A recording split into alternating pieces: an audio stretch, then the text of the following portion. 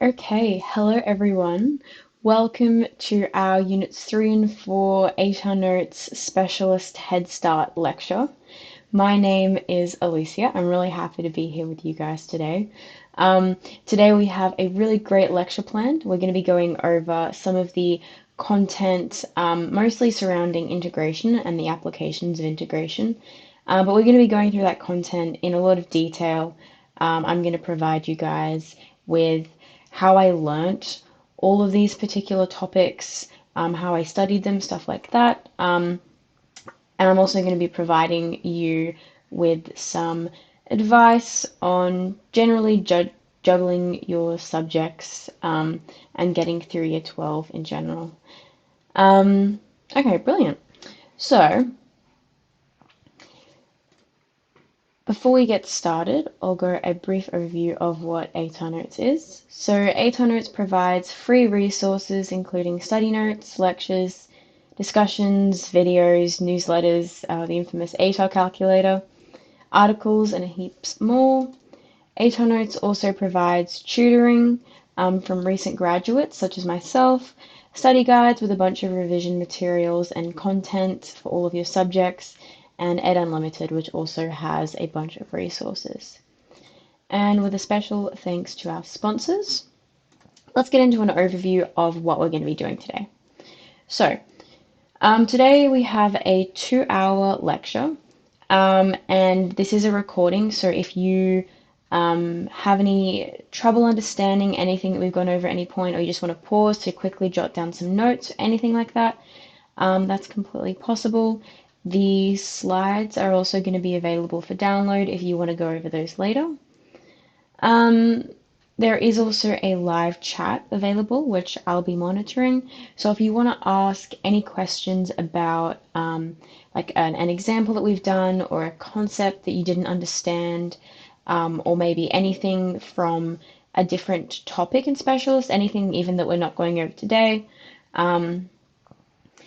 or even if you have any questions about how you can study for particular subjects, how you can like juggle all of your subjects, study tips, anything that you're having trouble with. If you have any questions about uni, like choosing your degree, moving out, college, anything like that, you can also ask some questions about that. So today we're going to be going over a review of integration, and the kind of two main topics that we're going to be going over in that review is substitution. So we're going to be doing like integration by linear, non-linear substitution, and then also involving substitution with trig identities. We're also going to then be going over integration using partial fractions, and then also integration by parts. This is going to be kind of the main block on actually integrating functions and doing like complex integration, just because I know kind of integration is one of the trickier topics in specialist. I know when I was in year 12, I had like a 5-page document on my laptop with like all of these tips on integration just because it like was so complex. But yeah, after we've gone over the basics of actually integrating, we're then going to get onto the applications of this integration. So volumes of solids of revolution. So you know how in methods we've been looking at the area under a curve. In specialist, we actually look at the volume generated by a curve rotated around an axis, and we'll get into that in more detail. We're also going to get into Simpson's rule, which is used for approximating the area under a curve. And then we're also going to get into PDFs and CDFs, which is kind of a subsection of statistics, which we'll get into as well. But PDFs and CDFs are kind of the application of statistics using integration. So, really quickly, before we get actually into the content, I'll just give you guys like a quick overview of a bit of information about myself. So, I graduated in 2021. I got an ATAR of 99.55. I believe in specialist, I got, um, out of the internal assessment, I got a 49 out of 50, so I lost one of the marks on one of the exams. And then in my external, I think I got a 46 or a 47 out of 50. I think it was 47 actually, yeah. Um, so yeah, I did pretty well. I put a lot of effort into specialists throughout the year. So hopefully I can provide you guys with some tips on how I did that, and also with some of the mistakes that I made, because there were a few. And currently I'm a second year studying at UQ. I'm studying a dual degree in law and economics. So yeah, if you have any questions about like my degree, like law or economics, or if you are looking to get into either of those, or if you're looking to get into UQ, or like moving out into a share house or a college or anything like that, um, please feel free to chuck those questions in the live chat. But with that done, let's get into some of the content for today. So, we are going to be starting off with integration and a basic overview of what it is. So, simply put, integrals tell us the area underneath a curve. The integral of a curve between the two x bounds is going to give us the area between the curve and the x-axis.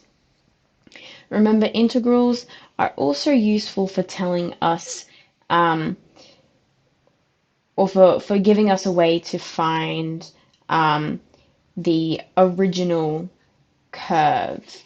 Remember, if we integrate a derivative curve, we are going to find the original curve, or the curve that correlates to that rate of change. And we'll get into that a little bit later too. Remember, the integration is the opposite of differentiation.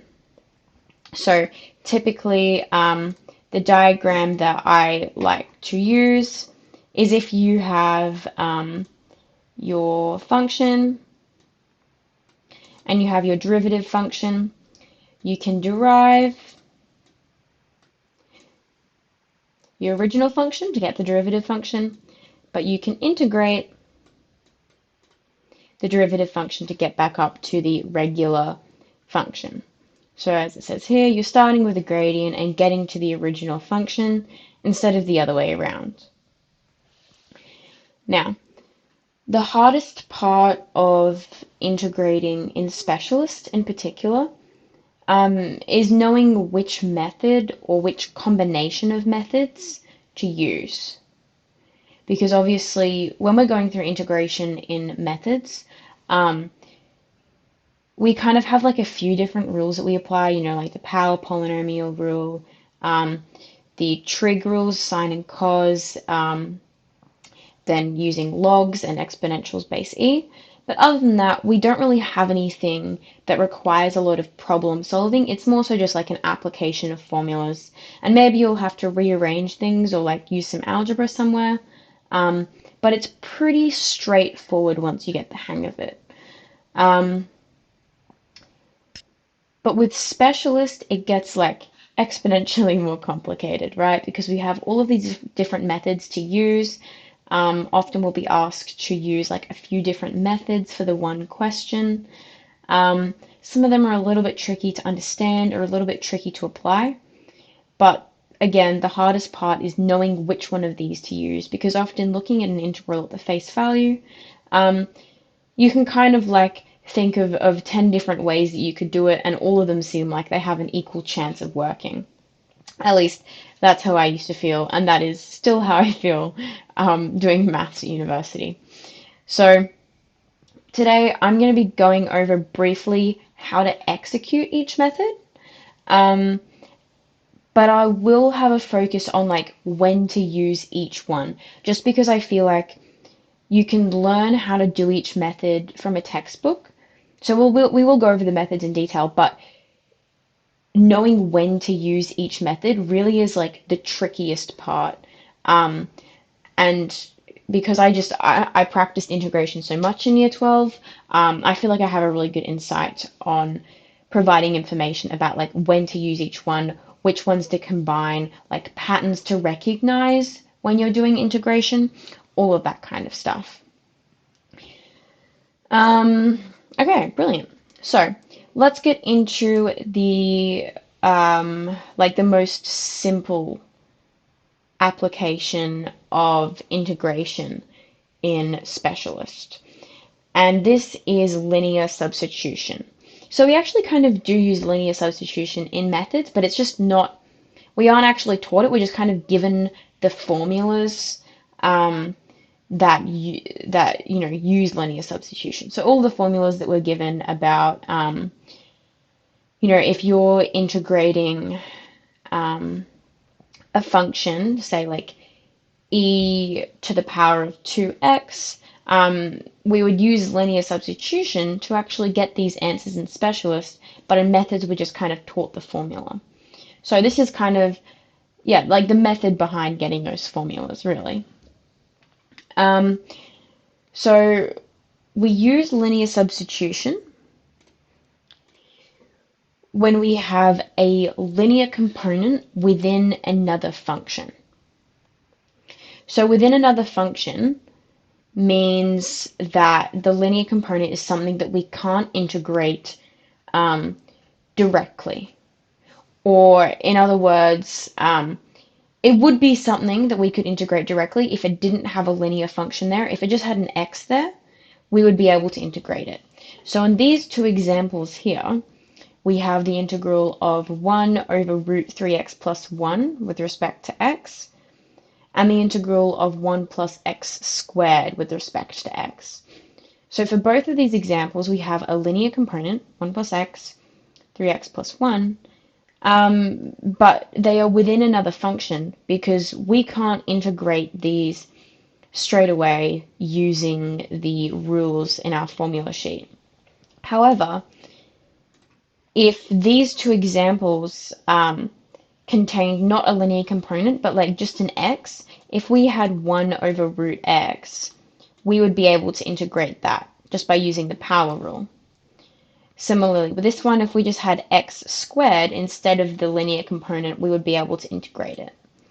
So my point here is that if you have, or if you've been asked to find the integral of a function, and like within that function, instead of just having an x, you have a linear component, it means you need to use linear substitution.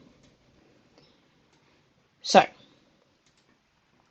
the steps for using linear substitution is firstly to let the linear component equal u. Now you don't actually have to let it equal u specifically. It just needs to be like any letter that you're treating as like the substitution. But I just typically tend to use u.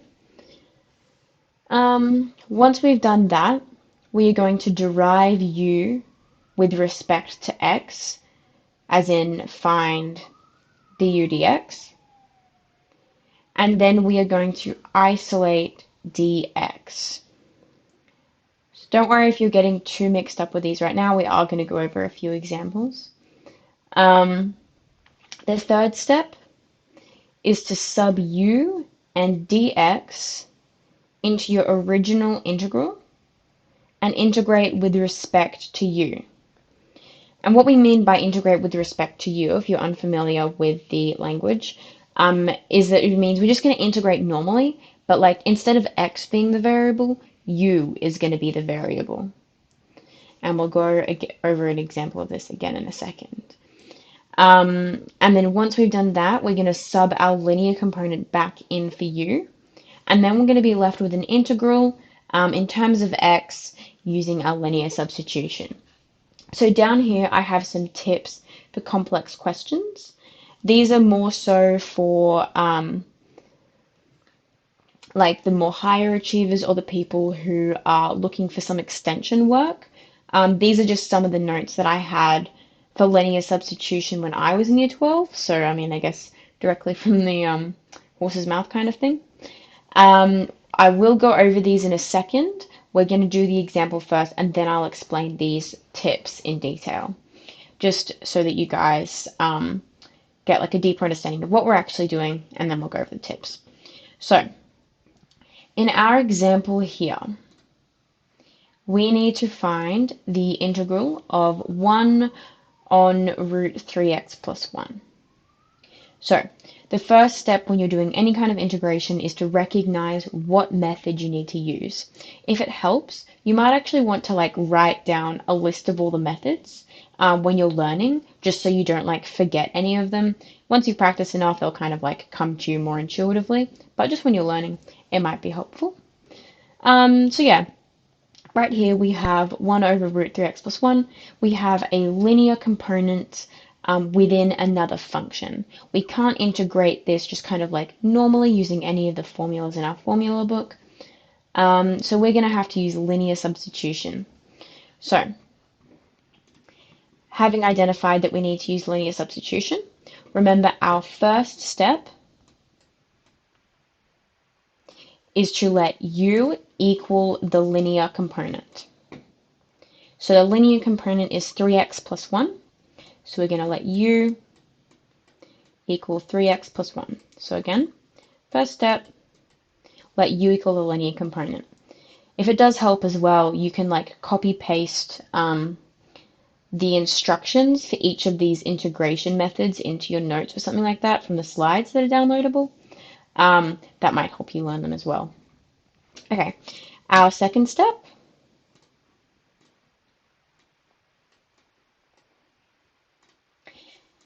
is to find the derivative of u with respect to x. And by that I mean find du dx.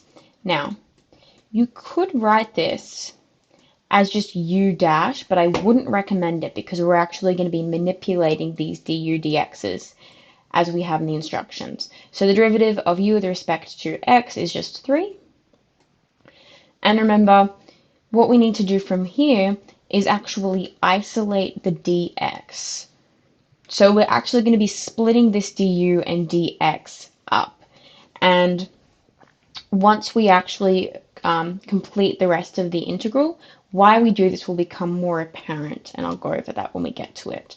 I know when I first learned this and I kind of saw that we were like separating the du and the dx, I was just kind of like a little bit surprised. I was like, wow, I didn't even realize that those could be separated.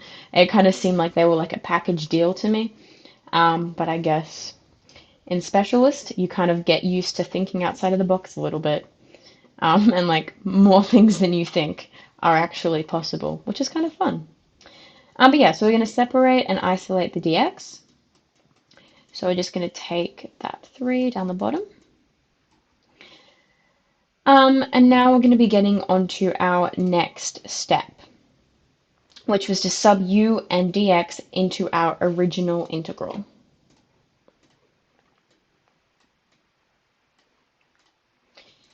So, we're going to substitute u equals 3x plus 1 and dx equals du on 3 into our original integral. So we're going to have 1 over root u multiplied by du on 3. And then once we've done this, we now need to integrate with respect to u. So we're going to be acting as if u is the variable instead of x. Now, as you can see, what we've done here is by doing this linear substitution and by kind of like subbing dx in terms of du, we now have something that we can integrate. So the purpose of doing this stuff with du dx is so that we had something in terms of du that we could put back in place of dx, allowing us to actually integrate. Because if we had left the dx here, and you know, we just had, instead, we just had by dx, and we didn't have this du, we wouldn't be able to integrate it because we have one variable being u and one variable being x. We need to actually have this this end part being in terms of the same variable that we're integrating with respect to. And we will get into a few more examples later in the lecture where this becomes a little bit more tricky and frustrating. But for now, what we can do is integrate. So we can take this third out the front. We know that this is going to be the integral of u to the negative half because we're using our index laws. So anything square root is to the power of half. We can move that up the top and get it to the negative power. If you're struggling with any of this like simple integration stuff that we'll be going through, I'd recommend having a look through the Year 12 Methods lecture that should also be available during the April lecture series, because we go through more of this stuff then, because it's more of the stuff we learn in methods. And now to find this integral, we're going to have a third multiplied by 1 divided by 1/2 u to the half plus c, which is going to give us 2 root u on 3 plus c. And remember, our fourth step is to sub our linear component back in for u, because then that gives us our integral back in terms of x, which is exactly what we want.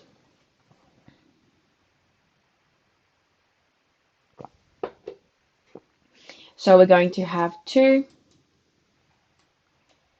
root 3x plus 1 over 3 plus c.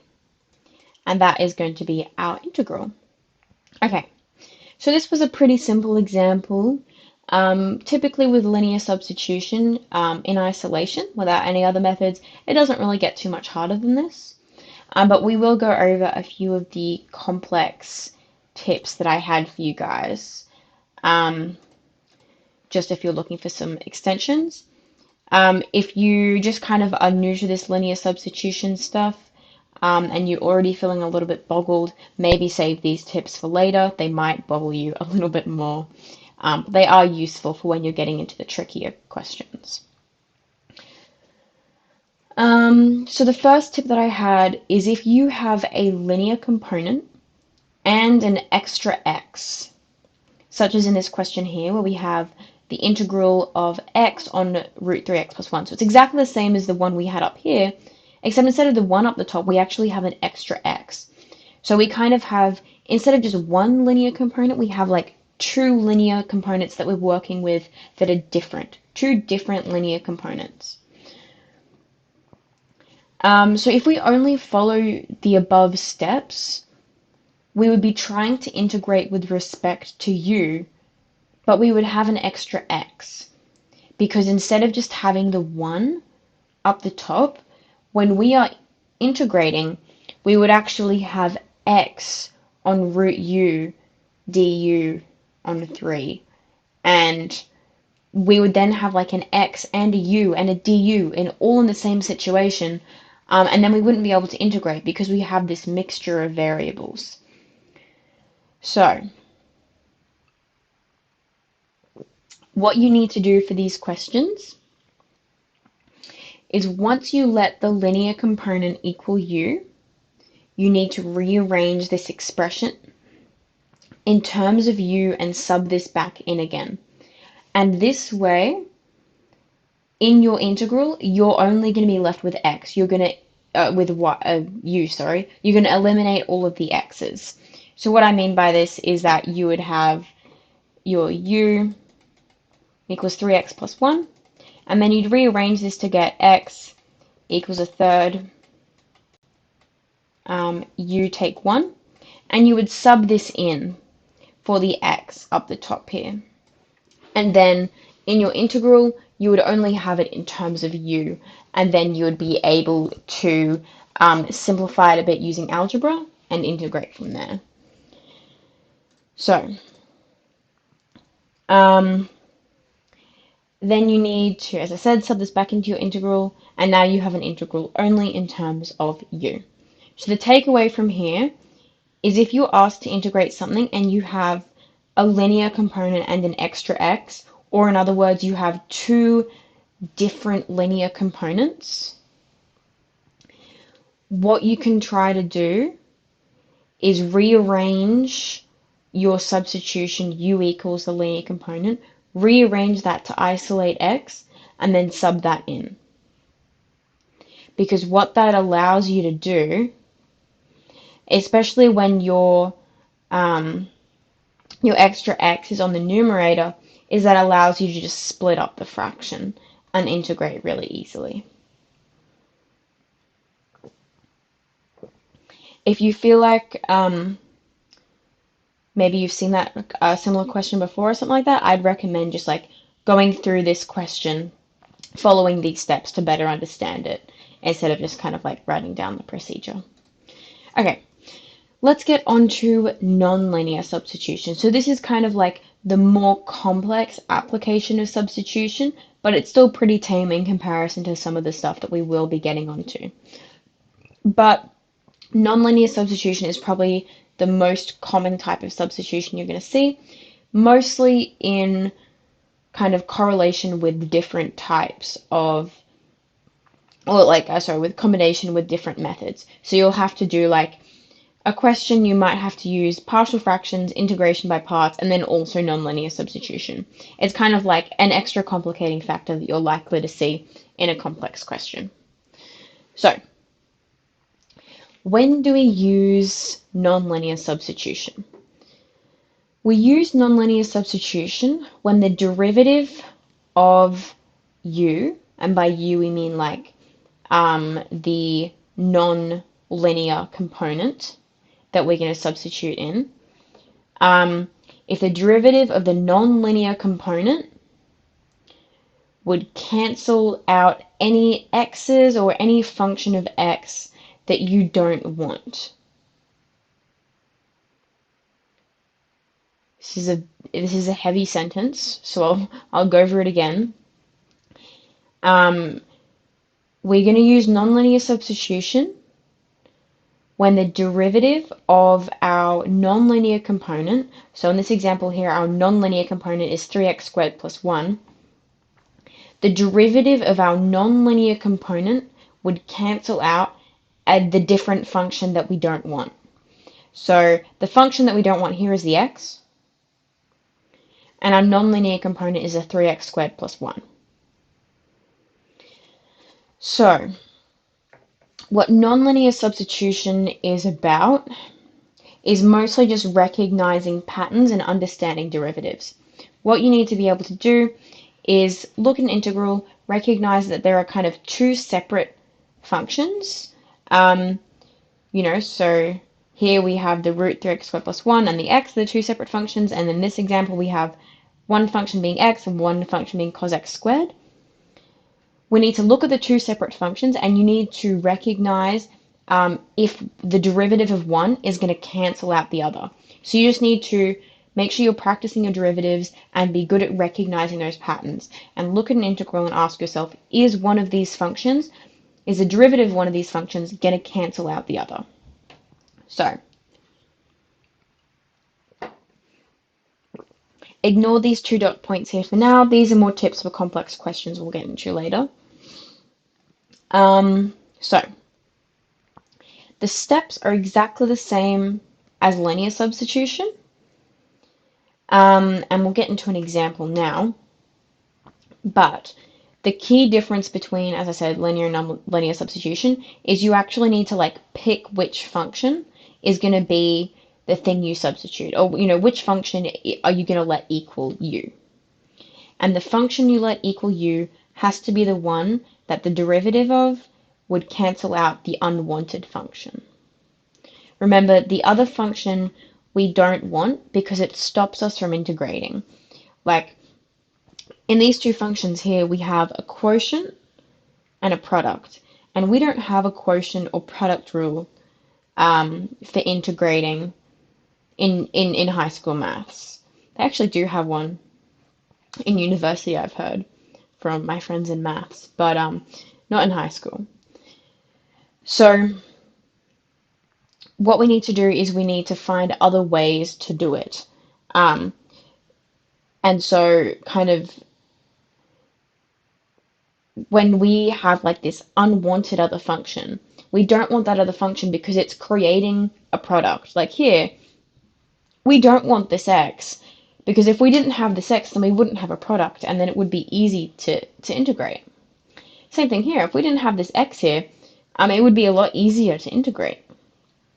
So let's get into an example, and we'll go back over these instructions and the principles as we go through the example. And then after that, we'll go over the tips for complex questions for like the more high achieving people, or the people who just, I guess, are more interested in maths. So remember, we want to pick the function that we substitute for u. We want the derivative of that to cancel out the other function. So this example here is actually a little bit tricky because you might think that we need to let u equal x, or that we need to let u equals cos x squared. But you actually need to think about it a little bit harder. You want to pick the thing that if you found the derivative, it would cancel out the other thing. So what I recognize here is that we have an x and an x squared. And the derivative of x squared is x, or rather 2x, but it has an x in there. So that can cancel out the other x that we have. So we'll get into it, and we're going to follow the same steps as our linear integration example. So remember, our first step is to let u equal the thing that we're substituting. So I'm going to let u equal x squared.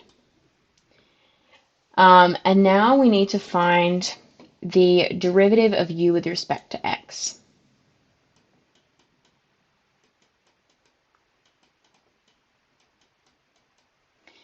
And for our second step,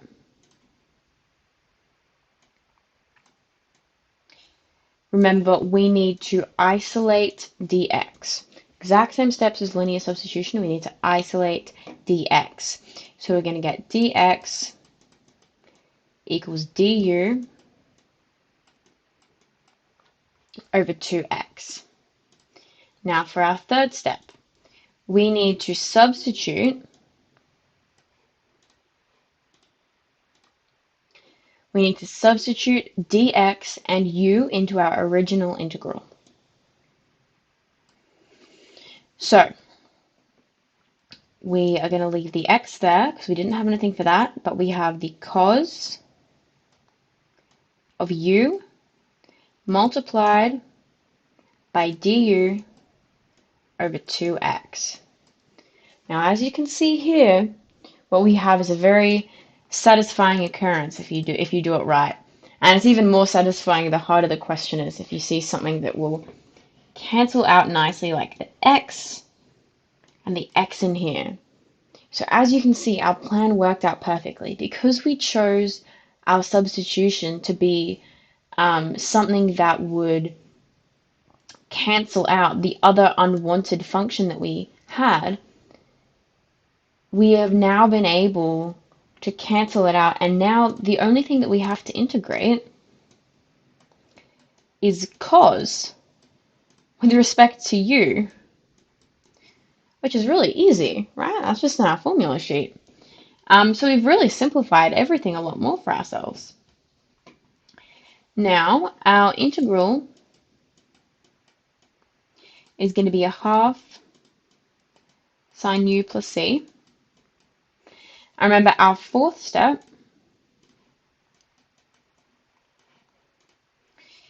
is to substitute our u back in. So we're going to be left with a half sine x squared plus c. Brackets there. Yeah, that's pretty much the gist of it. Again, it's exactly the same steps as linear substitution. You just need to have that extra mental step of thinking, is one of these functions going to cancel out the other one that I don't want? Okay, we're going to quickly go over the tips that I had for more complex questions. Again, because we don't have time to go over all like examples for all of these tips, if you are interested in them, I would recommend like making yourself a question or finding a question in your textbook that kind of matches these tips to practice yourself to better your understanding.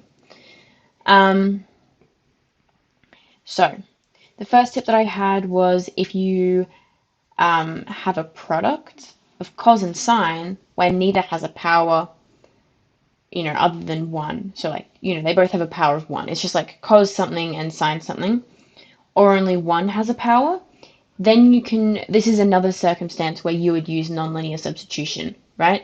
Because the derivative of cos is sine. So that's going to cancel it out. You know what I mean? Because like sine and cos are like their own derivatives, if you let one of them be the nonlinear component or equal u, then the derivative is going to cancel the other one out. Of course, this is only going to work if the cos and sine that you have the same angle. If it's the cos of x and the sine of x, or like the cos of 2x squared and the sine of 2x squared, and so on. But yeah, just recognizing that because cos and sine are like kind of their own derivatives, that you can then use nonlinear substitution. Another case that you can use nonlinear substitution is if you have a trig product where only one of them has a power other than 1. So if you have like cos squared multiplied by sine, right? Only one of them has a power other than 1, and that's the cos squared. If you have that, then you need to make the one with the power u.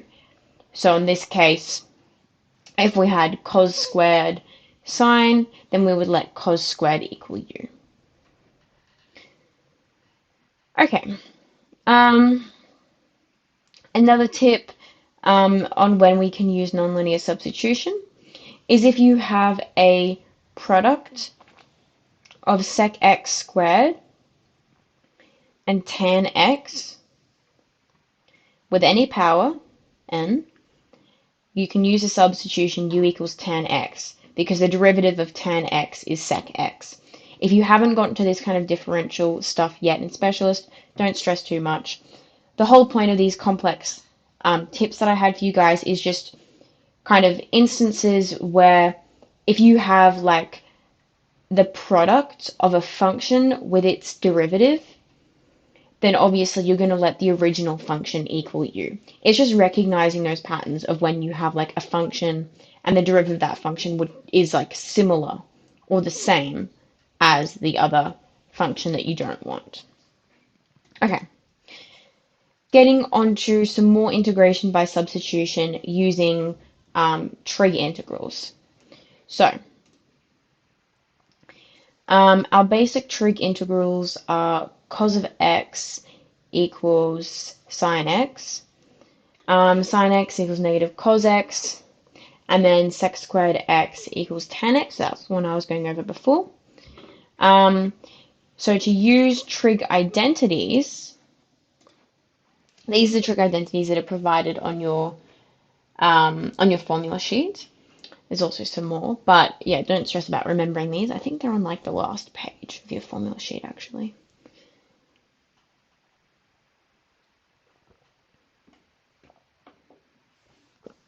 So,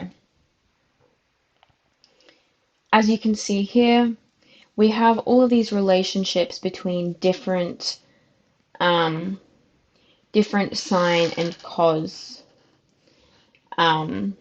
permutations. So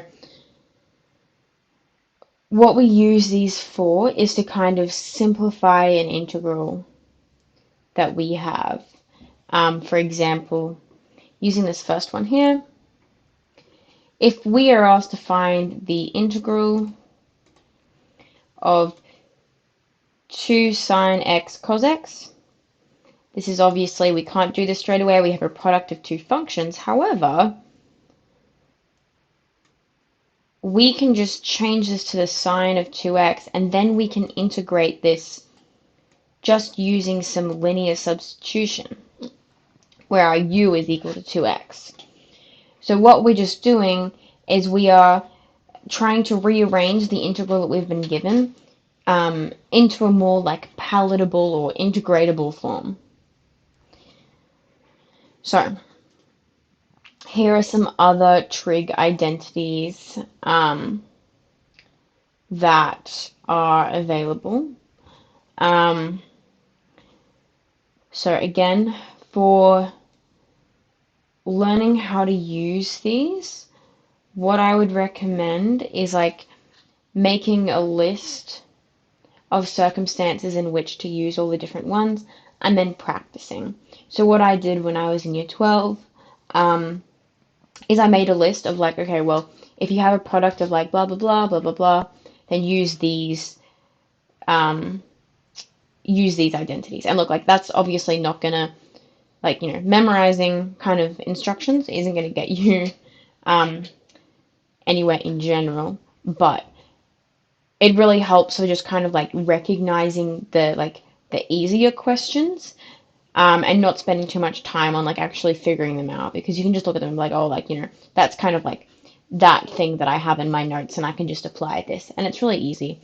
But again, you do need to practice the harder questions and actually recognizing like the patterns between the identities for when you get to trickier questions, because I know, like personally, in the external that I did in 2021 for specialists, in the tech free section, the last question that we did was kind of this massive question. It wasn't on maybe it was on integration. I can't remember, but we had to use a lot of trig identities and just kind of the critical thinking that comes along with practicing a lot of complex questions for trig identities is the only thing that got me through that question. I think I ended up getting 100% actually, which I was very proud of for that question. But it was only because I practiced so many hard questions for trig identities and like was able to recognize the patterns between the two, you know. So obviously looking at like having the 2x and the x and the squared and the half, and then in these ones the 4 similar things, and you know, knowing how to combine all of those to simplify something, because in some cases we're going to actually have to use more than one trig identity. Okay, so here we have some examples to have a go at. If you would like, pause the recording and have a go at these yourself. I'm just going to go through the solutions for these right away. So we're actually, I think, just going to go over the third example, just so we don't run out of time, because it is a little bit more complex. Again, if you wanted to practice the simple ones, pause the recording, but we'll just go through question 3. So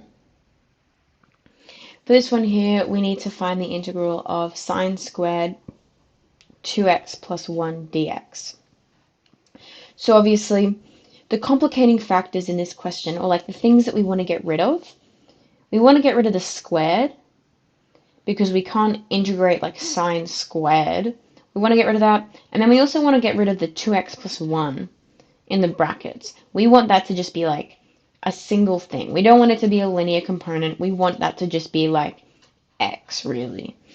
So we want to get rid of the squared. We want to get rid of the 2x plus 1. We need to think of ways to do this. Firstly, we're going to have a look back at our trig identity. So I'll take you guys back to the previous slide. So typically when you're doing one of these questions, it kind of pays off to have have your formula sheet in front of you, your QCEE one, and to like have a look through and recognize which ones you might be able to use. The one that stands out to me is this first one here, because we have a sine squared x, which is what we have in the question that we're asking, And this is then converted to a cos of 2x. So what this helps us do is get rid of that squared, because we don't want that squared there, right? That makes it way harder for us to integrate, or rather, it makes it impossible for us to integrate. We want to get rid of the squared, and this identity helps us do so. So let's apply this identity. So, do it over here. We want to find the integral of sine squared 2x plus 1. And our identity is equal to sine squared x, a half, 1 take cos 2x. So we're going to apply this identity. So what we have currently is sine squared 2x plus 1. So we're going to let this angle in the brackets be the same, and we're going to apply it. So our integral is going to be of a half 1 minus cos 2 outside of 2x plus 1. So as you can see here, we substituted our 2x plus 1 angle in for x. And now what we have is in our integral, instead of having a sine squared, we just have a plain old cos, which is a lot better. We have no squares. Now we can simplify this and see what else we can do to be able to integrate this. So we're going to have the integral of a half, take a half cos outside of 4x plus 1. So just expanding those brackets. Now, everything's looking better so far, but the one thing that we don't want is this 4x plus 1 in the brackets. This also makes it harder for us. And now you probably have learnt in methods how to integrate this, including the 4x plus 1, just by using the formulas that you've been taught, right? But because we are in specialist, we're going to be using the actual method to do this, which is, of course, linear substitution, because we have a linear component within another function that we do not want. We want to get rid of her. So what we're going to do is we're going to do our linear substitution. And remember, the steps for this are to let u equal the linear component, 4x plus 1. We're going to derive this with respect to x, being our next step, leaving us with 4. Our next step is to isolate dx. And then our next step is to substitute this in to our original integral. So we're going to have a half,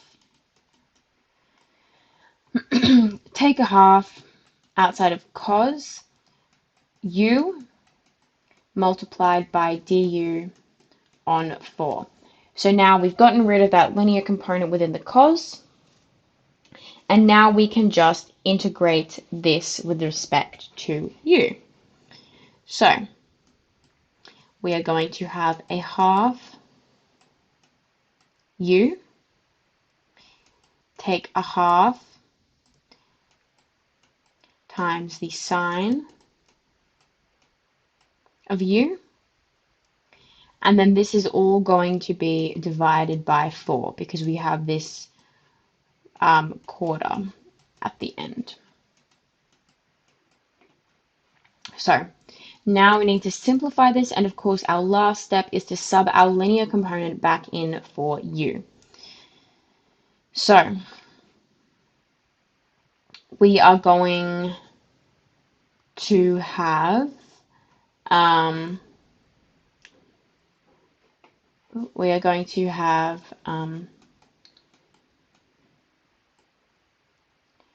1 over 8 4x plus 1, take a half sine 4x plus 1 plus c. So this is, of course, going to leave us with 4, I'll just move it up here, 4 on 8, which is a half x. We're then going to have like a constant because we're going to have an 8 times 1. We can leave that out because, of course, the plus c is going to encompass the constant. We don't need to include that. And then we're going to have take 1/8 sine of 4x plus 1 plus c. And that is our integral. Okay, so in this example here, as we went through, we needed to use our trig identities to get rid of the squared section. And then because we had a linear component left over, we then had to use linear substitution. So this is an example of a case where we have to use two different methods of integration for one question to come to our answer. This is kind of a base level example where we have to use multiple methods. If you kind of try to do some harder questions from your textbook, and we'll also get to some harder examples in this lecture, but if you try to do some harder questions from your textbook, you will come across some that are like absolutely mental, and you have to use like 5 different types of integration to come to your answer. So take this as kind of like a base level example. Okay.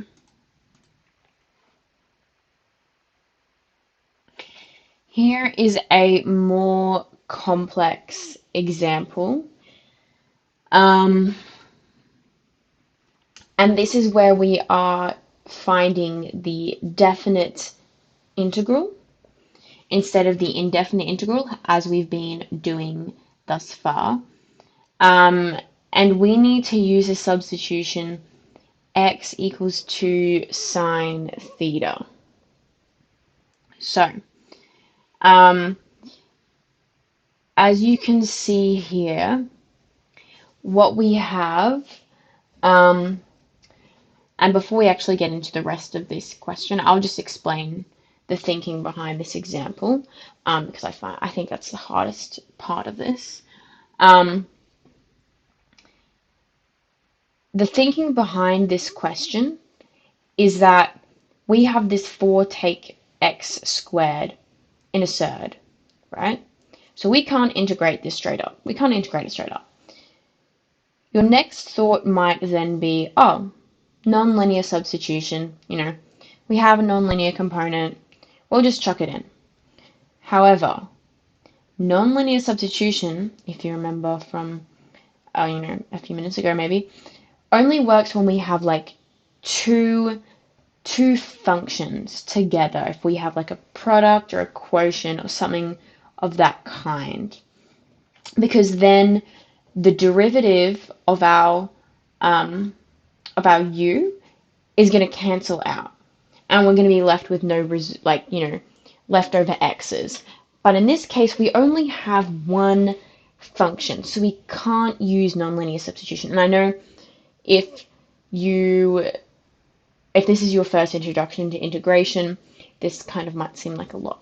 But if you do want to practice that out and try using nonlinear substitution and write that out, that might also help you understand why we can't use it. Again, it's because we don't have those two separate functions. So the derivative of 4 take x squared isn't going to have anything to like cancel out with. So we're going to be left with this extra x. So following this logic, we know that we can't use nonlinear substitution. But we know we do have to do something to simplify what's under these brackets.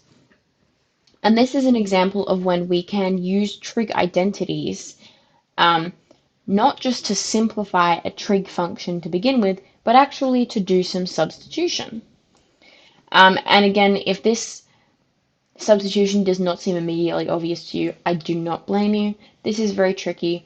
I hope, though, that the explanation of why we got to this, or how this is the only option, makes sense.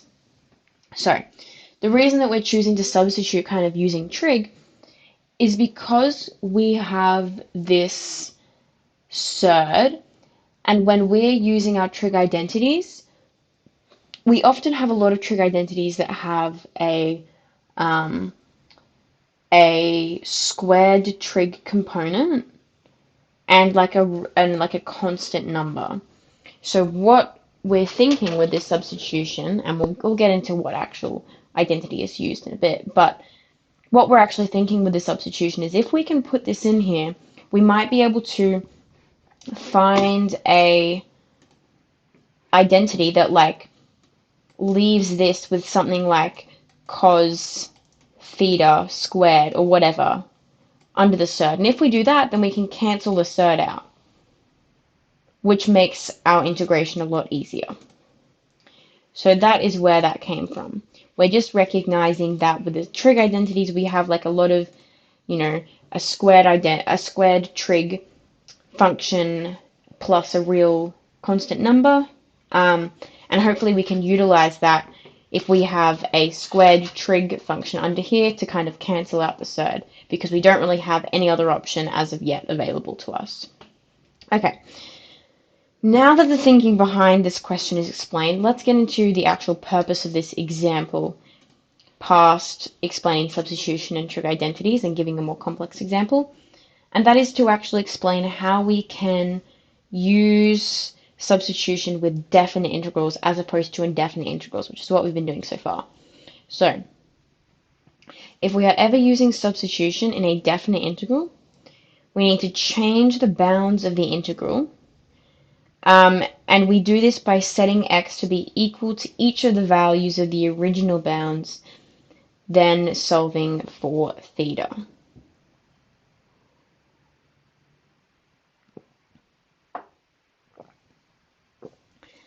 So, we'll get into how this is done on the next slide.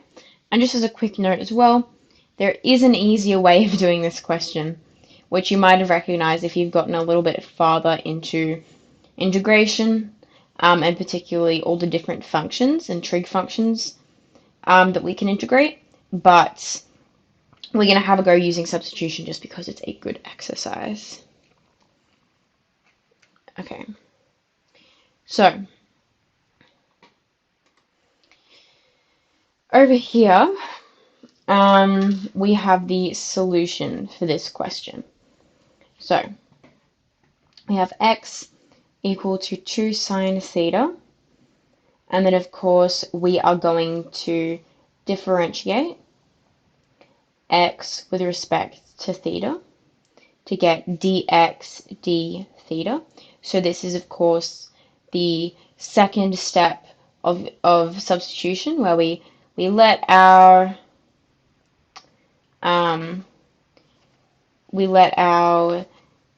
substitution be equal to a particular letter. Then we differentiate that and we isolate the dx. Now, we need to change the bounds. And this is a step that's important when we're getting into definite integrals as opposed to indefinite integrals where we don't have bounds. So as we said in the slide beforehand, we need to let the previous bounds be equal to our substitution. So our substitution was 2 sine theta. Our previous bounds were 2 and 0. So we're going to let 2 sine theta equals 0 and 2 sine theta equal 2. And this gives us that theta is equal to 0 and pi on 2. And this you could get just, of course, by using your table of values or your special triangles. So again, when we have a definite integral and we're using substitution, we need to change the bounds by letting our substitution equal to the bounds. So, I'm just cracking my back. Excuse me. So, once we've changed the bounds, we now need to apply this to the integral. So, we've put our new bounds into the integral, and then we've subbed in our substitution. So, of course, we have our 2 cos theta d theta, which is our sub in for dx. So we have this, and this is coming down here.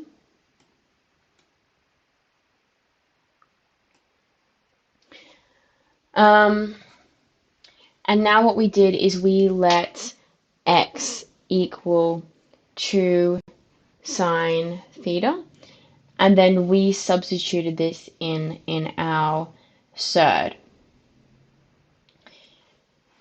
So, as you can see in our previous slide over here, we just substituted it in, and then this can simplify to cos squared theta. So, what we did up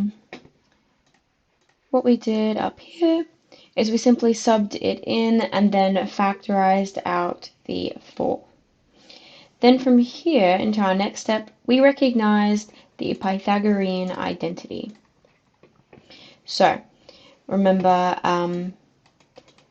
sine squared theta plus cos squared theta equals 1. So, of course, we just rearranged this to get cos squared theta equals 1, take sine squared theta, and this is, of course, what we could substitute in here. Moving on from here, we removed this square root, which, of course, left us with cos theta multiplied then by this section here, which is 2 cos theta d theta, which once again left us with another cos squared theta, which is annoying, but it's better than what we had before. And then, of course, we could take the 4 out the front. So, from here, we still don't want the squared in that cos theta. We need to get rid of the squared, and what we can do is use one of our trig identities to get it down to a cos with a power 1 instead of a power 2. So, the identity that we used was this one here, which is the cos of 2x is equal to 2 cos squared x, take 1, and of course then we could rearrange this to isolate cos squared x, which gives us a half cos 2x plus 1. So we substituted this in here.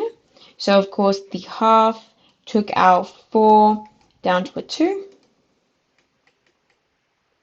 divided by 2. But it left us with what we wanted down here, which is 1 plus cos 2 theta. And now we can integrate this easily just using our regular linear substitution. And we can just apply our definite integral rule. So we're going to keep the 2 out the front. We've obviously integrated, so integral of 1 with respect to theta is theta. The integral of cos 2 theta is going to be sine 2 theta divided by 2. You could use linear substitution here, but of course we just use like the regular rule, which is that if you have, this is what you would have learned in methods as well, is if you have like the cos of ax plus b, then the integral is going to be equal to 1 on a sine ax plus b. And that's what you would have learned in methods. Okay, so we just applied that, and then we applied our regular definite integral with our limits. We subbed in our limits, and this gave us an answer of pi. So, as you can see here, the only difference with definite integrals is that we need to sub in our limits and change them a little bit to correlate to the substitution that we are using. But other than that, not much has changed. It's pretty straightforward. So, now we are going to get onto the derivatives and integrals of arc sine, arc cos, and arc tan. So, we don't go through these in methods at all, but remember the arc sine, arc cos, and arc tan is like the inverse. And by inverse, I don't mean, I do not mean like 1 over sine. I don't mean that. What I mean is like the inverse. So when you are finding the angle. So if you have sine of theta equals 0.5, theta is going to be the inverse sine of 0.5, right? This is what we're talking about when we're talking about the inverse, and this is of course also written as arc sine. So again, we're talking about arc. We're not talking about like 1 over, like we did over here. We're talking about the inverse, which is like where you're trying to use the value to find the angle. Okay, so these ones are on your formula sheet, and they just essentially tell us that like the derivative of inverse sine is equal to 1 on root 1 take x squared. And then conversely, of course, the integral of this is going to be equal to the inverse of sine. So this is how we use it in applications with integration. As a hint, to solve these types of integrals, if the integral is in the form a on a squared plus x squared dx, use x equal a tan theta. And if the integral is in the form 1 over root a squared take x squared, use x equals a sine theta. So yeah, these are just like some basic tips for integrating with these trig functions. We're not going to get too deeply into it just because we want to get more so onto the different methods, not including substitution. But these are just some general tips for actually applying these formulas. Okay, we are now going to get onto partial fractions. So we use partial fractions if we are given an integral where the denominator can be factorized, or if we're given it to us in a form that's already factorized. So in this example here, we have 1 over x plus 3 multiplied by x plus 2. So in the denominator, we have these two linear factors that are factorized, which means we can use partial fractions. Another example that you might get is if you have 1 over, and then on the denominator, you just have like a quadratic, like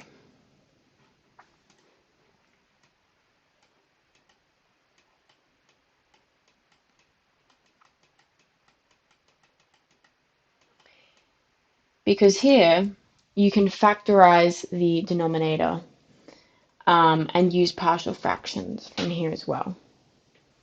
Now, of course, the difficulty when we're given an integral like this is that we can't integrate it straight away because we have like a product on the denominator, right? We can't use linear substitution because we have these two linear elements. And we can't use nonlinear substitution either because we don't have like multiple different parts of the function that we'd cancel out.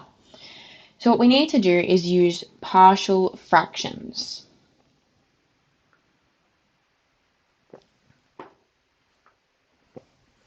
So we can solve this by splitting the fraction into two parts.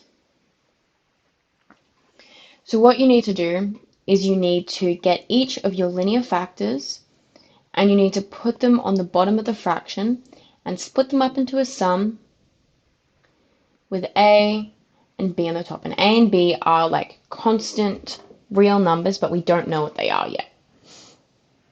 So the utility of doing this is that now we have these two separate things, or two separate terms, I should say, rather, that we can then integrate. You know, we can use logs to integrate them, and we just have these like regular old constant numbers on the top.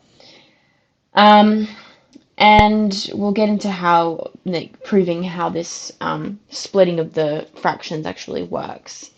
But this is what we can do now. It's really simple from here on out. All we need to do is find A and B. So what we can do is use a bit of cross multiplication and simultaneous equations to get the answer.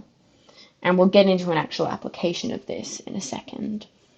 But as a note, this technique only works when the degree of the denominator is greater than that of the numerator.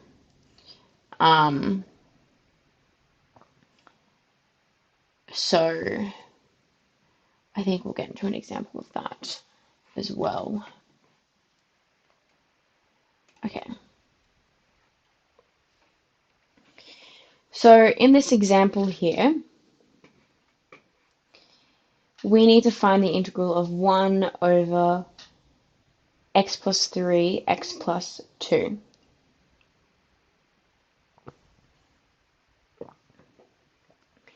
And we can split this up into two fractions as we did in the last slide.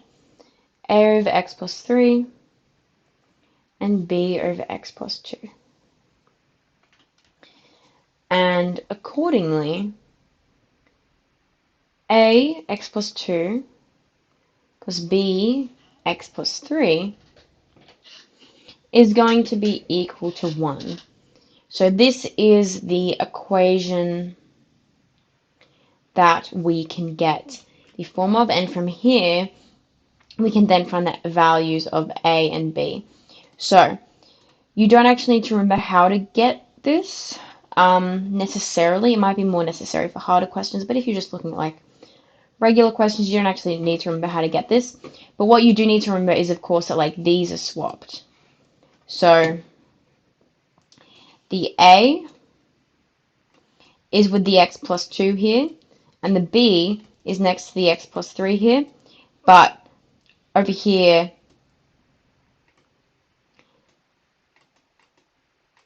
they are swapped. So that's just something that's easy to get mixed up, and just make sure that you're conscious of that when you're doing the question. But I will show you guys how we actually get to this equation without the fractions here. All we do is we do some cross multiplication. So if we have 1 over x plus 3, x plus 2,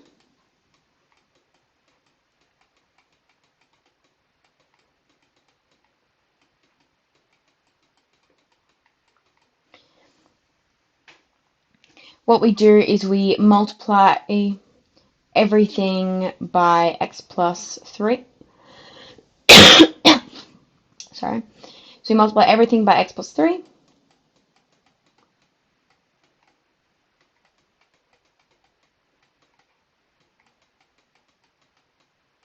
and then we multiply everything by x plus 2.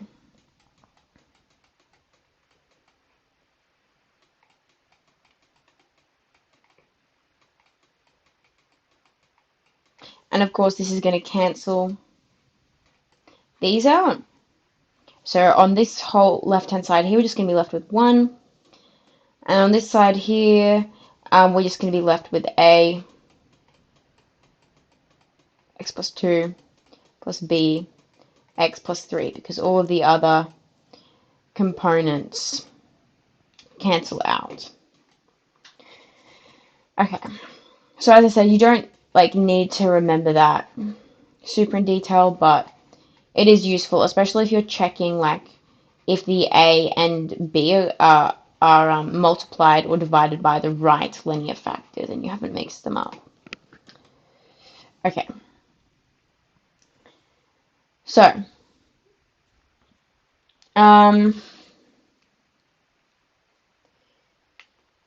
from here we are going to equate the coefficients. So we are going to get a plus b equals 0, and 2a plus 3b equals 1. And from here, we're going to use simultaneous equations, these two equations here, and we are going to find that a equals -1 and b equals 1. So from here, we know our a and b value, and so we can substitute them into this section here, which is going to give us our two partial fractions that we can then integrate. Okay. Getting on to integration by parts. So this one is kind of typically regarded as the trickiest part of integration. So yeah, it takes a lot of practice to kind of get used to integration by parts and get used to using it in a more efficient way, because a lot of the time, once you do learn integration by parts, or at least for me it was this way, when you get to a complex integral, you'll kind of look at it straight away and be like, I don't know what to do with that. It's probably integration by parts. A lot of the time it is, but you do actually need to learn the nuances of integration by parts, because sometimes you look at a complex question, you think it's integration by parts, and it actually isn't. And then you kind of go barking up the tree for a long while. So we're going to go over what it is, when to use it, how to kind of tell when to use it, and also some complex situations in which you can use it, and also some tips for questions in general. Okay, the formula for integration by parts is on your formula sheet. It isn't written like this, I don't believe. It is written in a more complex format, but this is how I choose to write it because it's more easily understandable. And you're going to use it when you have the product of two functions, and the derivative of one would cancel the bad part of the integral of the other. Right? So in this case here, we have two functions, and as we'll go through in a second, the bad part of one of these will cancel the integral of the other. And what I mean by that is that if you integrate one of these functions, it's going to cancel the other part that you don't want in the integral, because up here, of course, we're going to integrate, right? And we'll get into this in a second. But the steps are, firstly, to assign each function as u or v. Um, and then to derive u and integrate v, and then apply the formula. So what we have here is, in our formula, we have the integral of u and v dash. So what we're kind of saying is that in our integral, one of the functions is going to be u, and one of them is going to be v dash. And then in our formula, we need v, so we need to integrate this v dash to get to v, and we need to derive u to apply u dash in our formula here. So what we want to do is we want to select u and v, which one we pick is u and v, strategically, so that we can cancel some things out and make things a little bit easier for ourselves. Now, there are a few different kind of tips and tricks for integration by parts, or like kind of a few different things to remember that will help you to apply the rule. The first thing that is kind of usually taught to begin with integration by parts is if you have a product where one of the terms is a polynomial and one of the terms is like some other function,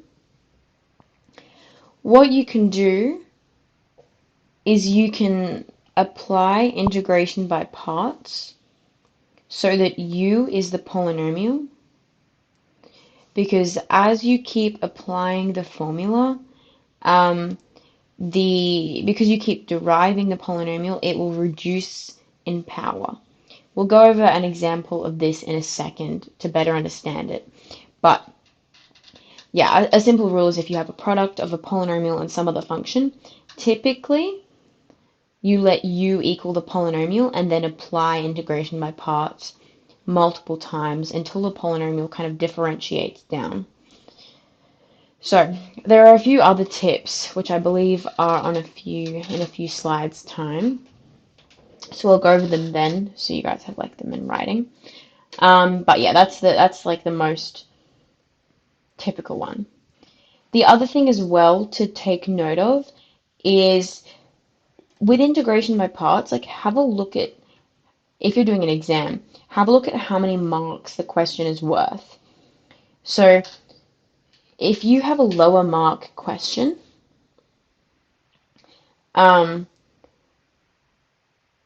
you wouldn't be expected to integrate one part being v if it's too difficult. And if that's the case, then if it's a lower mark question, then probably don't do it. So what I'm talking about is a perfect example of this is if you had x, ln x, right? This is a more complex example, but say you're picking which function is going to be u and which one is going to be v. Straight off the bat, if this was only worth like 4 marks, you know it's probably going to be like a little bit of an easy way out, right? It's not going to be like a massive question. So because of that, it's unlikely that the thing you want to be v is going to be ln x, because we don't have a formula for integrating ln x. So that means you have to do some other form of integration, some other method that we've learned to integrate this as a subsection of already doing integration by parts. And because of that, it's unlikely that this is going to be the thing that you have to integrate. However, if you get to like an 8-mark question, throw that assumption out the window. All I'm saying is if you have like a low mark question, it's usually going to be like the easiest option available to you. Don't try to overcomplicate it. And that really helps when you're choosing which part is u and which part is v. Kind of think, if it's a low mark question, which one is going to be easier for me to do? Not always, but as a general rule. Okay, let's get into an example of integration by parts. And after that, I think we actually have like 2 or 3 slides of my tips for complex questions on integration by parts. So this example here is pretty simple. The first thing that we need to do is, as I said, we need to choose which method of integration to use. Of course, we already know that this is in the integration by parts section, but if you just came across this question in the exam, how would you know that we need to do integration by parts? The first thing that you could recognize is firstly that the two parts of our function, the derivative of one isn't going to cancel the other because the derivative of x is 1, so it's not going to cancel any other x. We can't really use trig identities because we already have a product of x and cos. So even if we substitute something in here for cos, we're still going to be left with something in terms of sine squared, blah, blah, blah, blah, blah. We're going to have some other trig function in here, and so we're still going to have a product of x and a trig function. So that's not really viable either. In this situation, we've kind of ruled everything out, except for integration by parts. So how do we know that we should use integration by parts? What we need to recognize is that the derivative of 1 or the integral of 1, and by 1 I mean like one of the functions. So the integral of one of the functions or the derivative of one of the functions is going to make things easier for us, because you remember our formula is uv dash equals uv, take the integral of u dash v.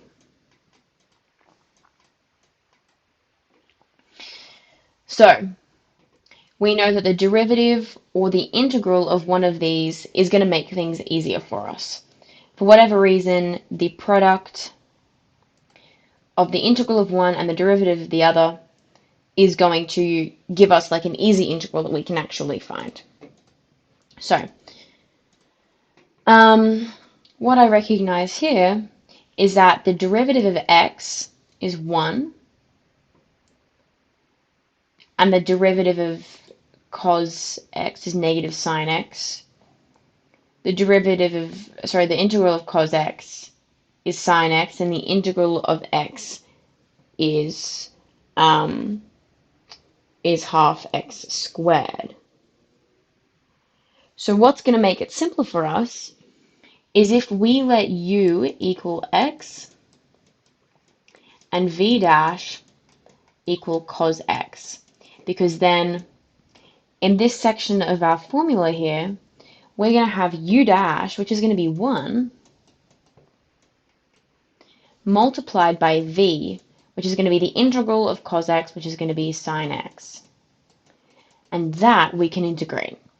So this is a classic example of when we have a polynomial multiplied by another function. Here our x is our polynomial and our other function is cos x.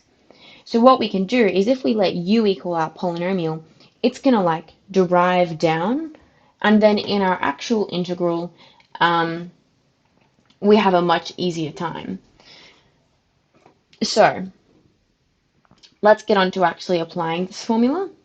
Our integral is going to be equal to u multiplied by v, which is x sine x. Take away the derivative of u dash v. So u dash is 1 and v is sine x.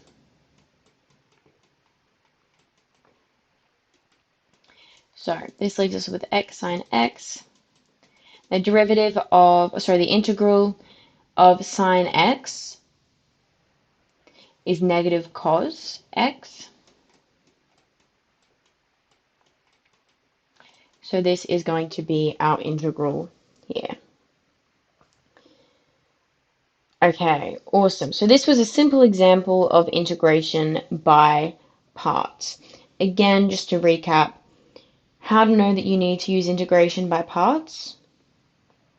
You need to see if the derivative of one part of the function and the integral of the other part of the function would multiply together to give you something that you can integrate. Whether it does that by canceling something out, or maybe the polynomial goes down, or something like that. There are a few other special scenarios, but as a general rule, that's what you need to know. Okay, now we're going to get into the tips for complex questions, and there are a lot because integration by parts can get really complex. If you're new to integration by parts and your brain is already kind of hurting at this point, that is okay.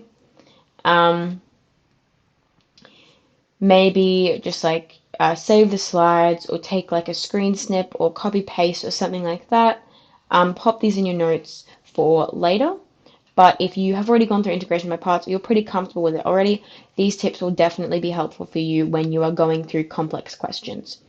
Another thing that I recommend is if you are more of a high achieving student, something that you can really do to elevate your marks is when you're going through the complex questions that you're practicing, make sure that you're writing down the strategies for doing those complex questions, because sure, it absolutely is useful to just do them and get an intuition. In fact, that's the main part of it.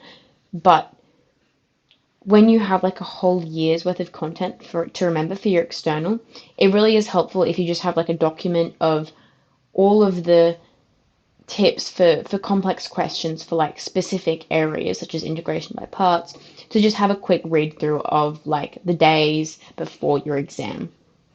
Okay, so the general tips that I have for integration by parts. The first one, and this is kind of the more widespread one, is that you may need to use integration by parts multiple times. And this is where what happens is you're applying your formula and you get your integral is like equal to like, something plus the integral of like something else, right? Maybe you have like A and the integral of B. So we just applied our formula, we've put everything in, but we still can't integrate this part here. It's better than it was before, but we still can't integrate this part. What we need to do then is apply integration by parts to this integral here. And this is where the integration by parts can get like really complicated.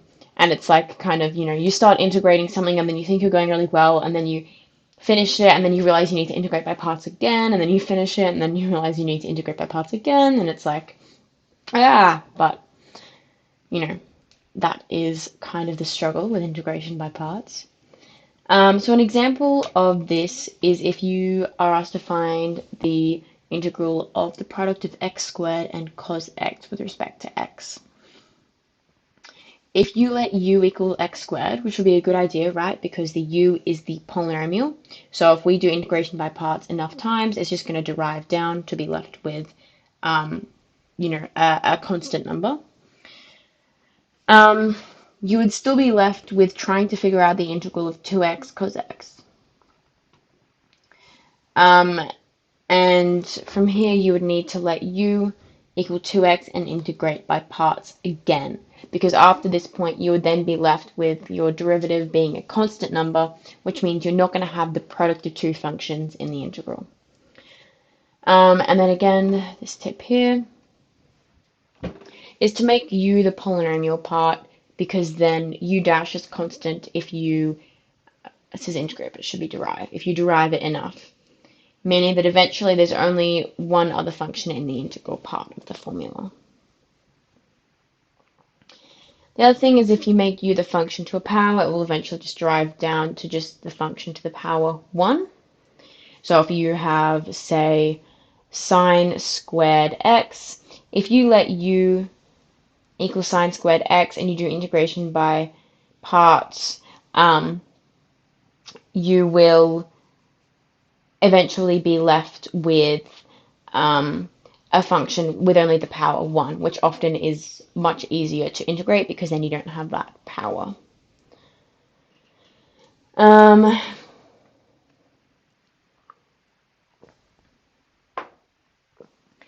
If it doesn't make sense for a question to expect you to integrate something, like perhaps integrating ln x, this isn't a perfect example because in some cases with integration by parts we do integrate ln x. It depends, as I said before, on how many marks the question is worth. If it's a big mark question, then you might be expected to do that, but if it's not, then it's probably something simpler. But if it doesn't make sense, then that's probably u, and the other term is dv dx, or v dash.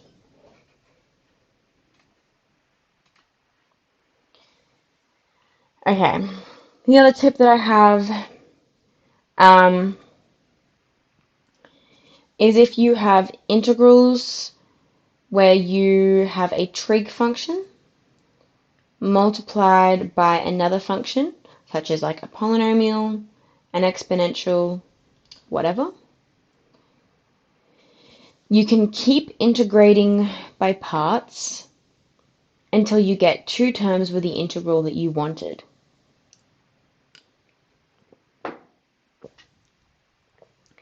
Then you can collect them as like terms and simplify.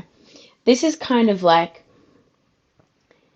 if you ever like do this yourself, or if you've done this kind of question before I explained this part to you, it's kind of like the biggest like aha moment ever when you're doing an integral and you're like, whoa, I can just use them as like terms, like I don't even have to do the integral. It's so exciting. But an example of this is what we have here, where we have the integral of e to the x and cos of 2x. So typically, you wouldn't let u equal e to the x. Or you wouldn't even really do much with the e to the x because the integral and derivative are just like always going to be the same. It doesn't really help much, right? So even though this doesn't get rid of the e to the x in an integral, cos and sine cycle around when deriving, so you can just collect terms. So, applying this down here, the integral of e to the x cos 2x, what we have up here, if we let u equal e to the x, we are going to have u, which is e to the x, multiplied by v, take u dash v, and then by integrating this second term here, we're going to have a product of e to the x and cos 2x again. So even though we don't know how to integrate this, we're kind of like, we've got exactly what we started with, but what we can do is take this over here and add them as like terms.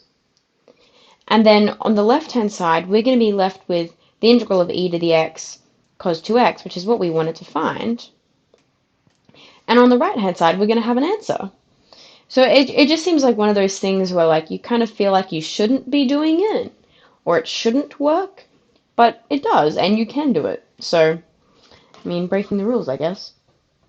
So yeah, that's just like another interesting and kind of fun and cool tip that you can do, is you can collect the like terms if you find that you actually just can't integrate this certain part and it just kind of keeps coming around. Okay. So in this section here, we need to solve the integral of ln x. This is a pretty standard complex question, or something that maybe your teacher will give you in class as kind of like oh, try this, you won't be able to do it. But once you know the trick, it's actually very easy. And then of course we have this Star Wars meme, when you integrate by parts, but the resulting integral has to be done by parts again. That's actually very frustrating. You have become the very thing you swore to destroy. Very accurate. So, for integrating ln x by parts, What you actually need to do, and if you don't want to know the answer yet, pause the recording, have a guess, but I'll tell you guys the answer now. What you actually need to do is you need to let u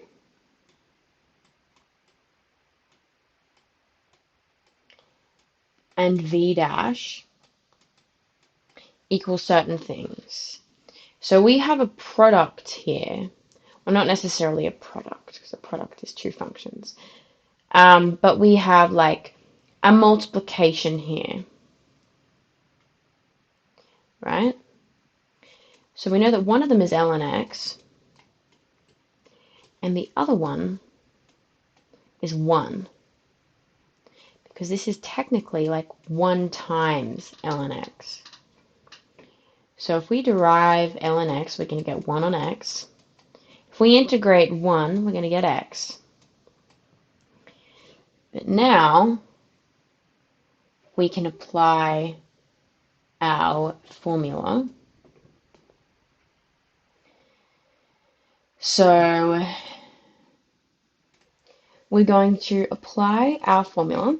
So for integration by parts, we're going to have uv, so x ln x uv, minus the integral of v times u dash. Of course, this is just going to cancel to 1, right? So we now have x ln x, take the integral of 1 with respect to x, which just gives us x ln x, take x plus c. So this is our integral of ln x. Now again, this is kind of like a trick question, so to speak. Once you understand the trick, it's actually really easy to do, but it is useful to know it in case you come across it in a question. Especially if your teacher hasn't taught you it in class, it might be likely that they'll kind of think that this is like unfamiliar to you, so it's like a trick to know. We do have this extra example here. I will leave it for you guys to maybe have a go at yourself. Pause the recording, do it for yourself, just because we only have a little bit of time left and we still have a lot of content to get through, unfortunately. But yeah, by all means, pause the recording, have a go at it yourself. When you're doing this one, remember when you have a polynomial multiplied by another function, what you need to do in that case using integration by parts, as a hint. Okay, let's get on to an application of integration, of the complex integration that we've been doing. And this is volumes of solids of revolution. So, what we've been doing in methods, right, is we've been finding the area underneath a curve, or the area in between two curves. Right? What we can do in Specialist is we can actually consider if we had a curve, say a parabola in this domain here. Not sure why it's so thick, but it is. If we had a parabola, instead of just finding the area underneath this curve, what we can actually consider is, well, what would happen if we rotated this around the y-axis? What would happen? We would kind of be left with like a bowl shape, right, like this. But it's of course all shaded in. So if we rotated this around the y-axis, we'd be kind of left with a bowl shape. So what we can say is, well, if you have a bowl kind of in the shape of this parabola, we can find the exact volume of that bowl using these formulas. And this is a really cool concept, right? Because if you even have if you have like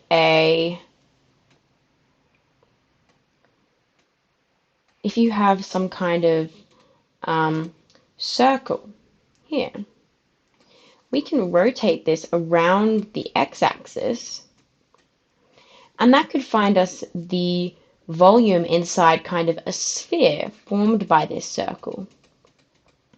So it has a lot of these really cool practical real life applications, especially if you maybe like are constructing something or something like that, and you have kind of made this construction based off of a function. You can find the area within that. That's really cool to me. Like a nerd, but like, I don't know, that's awesome. Anyway, so what we can do to actually find the volumes of solids of revolution is apply these two formulas here. And these are in your formula sheet, so don't stress about remembering them. But the volume rotated around the x-axis is going to be the definite integral of pi multiplied by the function y with respect to x. So by the function y, I just mean like, if your function is like y equals x plus 2, you just have x plus 2 in there. But of course, if it's rotated around the y-axis, we need to integrate with respect to y.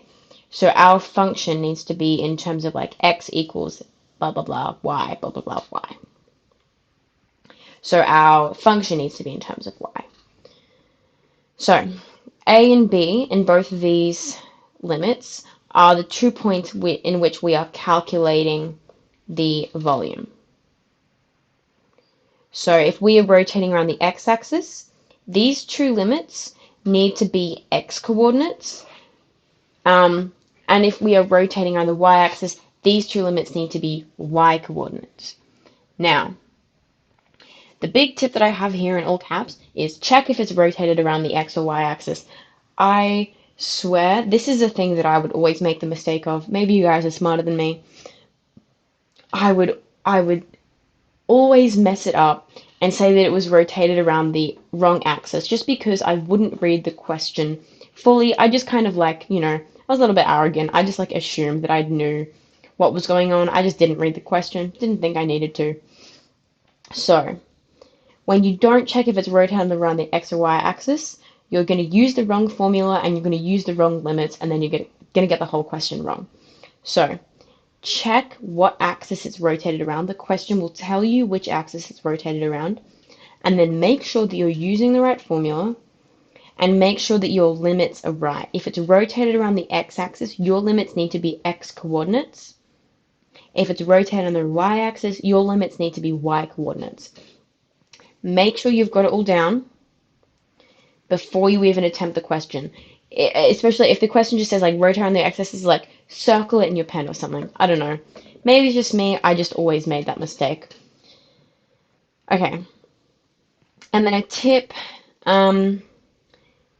if you have a symmetrical function, you can kind of cut it up so that one of your limits is 0, which kind of makes the whole process easier.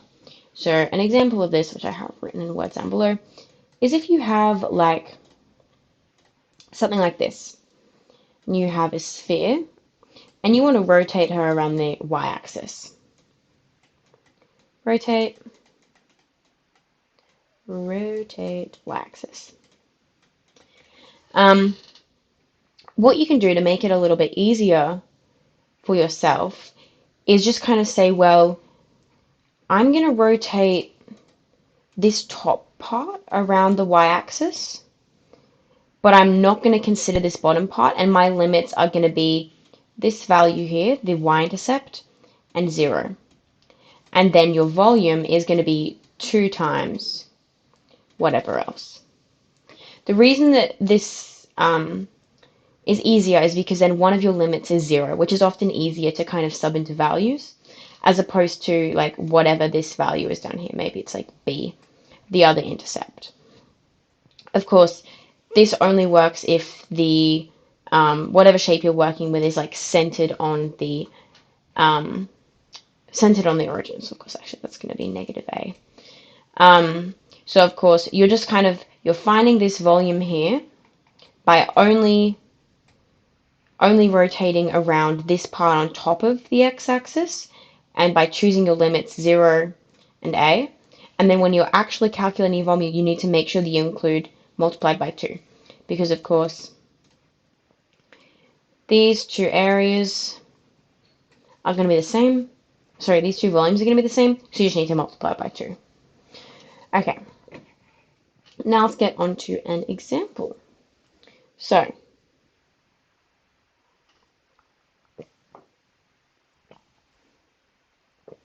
if we are rotating y equals root x plus 6 around the x-axis from negative 6 to 0. So, firstly, check. Which axis is it rotated around? X. So, what we can do is our volume. Our limits are going to be negative 6 and 0, and these are given to us in x values, which is what we want. We can take this pi out the front, and then in here we're going to have the function in terms of x squared dx. So we just applied our formula here. This is really useful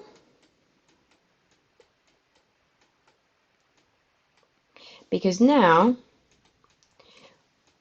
those two squares cancel out, which just leaves us with the definite integral of x plus 6, which is super simple. So we are just going to get half x squared plus 6x between 0 and negative 6. So is this, of course, going to be equal to the negative of a half times 36 plus negative 36, which is going to be equal to a half of 36, which is going to be 18, negative 18, I believe, positive 18, sorry, because we had this negative out here. Okay, so this gives us an answer of 18 units cubed. Make sure you write units cubed at the end, otherwise you might lose marks. Okay, now we are going to get onto our next topic, which is Simpson's rule. So Simpson's rule is a method of approximating the area under a curve by approximating a parabola between sets of 3 points. So there is a formula for this on your formula sheet, and we'll get into how to use that in a second. But the thing that I want to point out is how you will be asked to use this in your external, or possibly in your internal as well. Excuse me. So, how will you be asked to use this in one of your exams? Because applying Simpson's rule is kind of like a simple procedure, it doesn't actually require a lot of critical thinking or anything. It's just kind of like applying a formula. I'm 95% sure the way that you're going to be asked to apply this in your external, and this is what I've seen, like doing all the past externals and mocks and everything like that, is to use this to ask you to find the reasonableness of your solution using definite integrals. So, what you'll be given is a function, and you'll be asked to find the area underneath that function using definite integrals as part one of the question. And then as part 2 of the question, you're going to be asked to verify the reasonableness of your solution using definite integrals. And you'll be asked to verify this reasonableness using Simpson's rule to see if the approximate area under the curve you get using Simpson's rule is like similar to the area that you get using definite integrals. So this is most likely what you're going to be asked to do. The reason that you'll be asked to find the reasonableness is basically because like reasonableness means that like you could achieve the same result with like two different methods of maths. And if you can achieve the same result using two different methods of maths, it kind of means that your solution is reasonable because like, you know, your two methods corroborate. They're like corroborating evidence from, you know, like history kind of thing, if you're in history. So this is most likely what you're going to be asked to do with it. Because of that, I would recommend practicing the Simpsons rule using using an original function.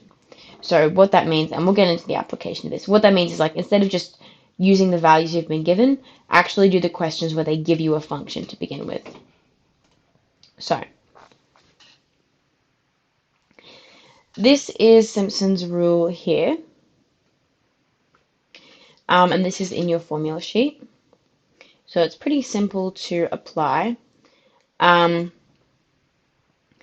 So the what you've been asked to do is just to like it's just saying that the definite integral between the limits b and a for f of x is going to be approximately equal to delta x, which is going to be the difference in the x values between b and a, b take a, divided by 3. And then all of these values here are just like y values for the function. So the function, the first value, the x1 value, x2 value, all this kind of stuff, where n is the number of divisions, or like the number of strips that you're using. So again, it's pretty simple. The last thing that we will quickly cover today is PDFs and CDFs. We only have a couple of minutes for this, but I'll quickly go over an explanation. So in methods, you guys will be getting into statistics, and you'll be doing a lot of this stuff in methods as well. So what we're learning at Specialist, or what you will learn at Specialist, is kind of an extension of this. So a probability density function is a PDF, and the probability density function is a function which we can apply using integration because it tells us the probability of an event occurring. So a probability density function might look like this. And because the probability of something occurring can only ever be equal to 1, the maximum that it can be is 1, the area underneath this curve is equal to 1 because our probability density function tells us the probability of something occurring, so the area underneath it must be equal to 1 because that's like the total probability of something occurring that's ever going to exist. So don't stress too much about this kind of stuff now. You likely haven't learned it yet. But here is a kind of a simple example of a PDF, as you can see here. And And for the exponential random variable, which is what we're going to be going over in Specialist, the function is going to be equal to the frequency here, frequency of occurrences multiplied by e to the power of the negative frequency multiplied by t. So again, don't stress too much about this. It's just a little bit of a taster. We were going to go over it in more detail, but we have run out of time now. But otherwise, yeah, unfortunately we didn't get to the rest of our content, but that is okay. I hope you guys have learnt a lot from this session. I hope it was really useful for you. I really enjoyed going through this content with you guys, sharing all of my tips. You know, I hope that it was useful for you guys. I hope you got a lot of information out of it. Again, remember, if you missed anything, you can go back and rewatch the recording, jot down any notes, anything like that. Otherwise, good luck with all of your assessment. I hope you guys aren't getting too stressed. And yeah, I hope you guys have a really good rest of the day. Thank you for listening.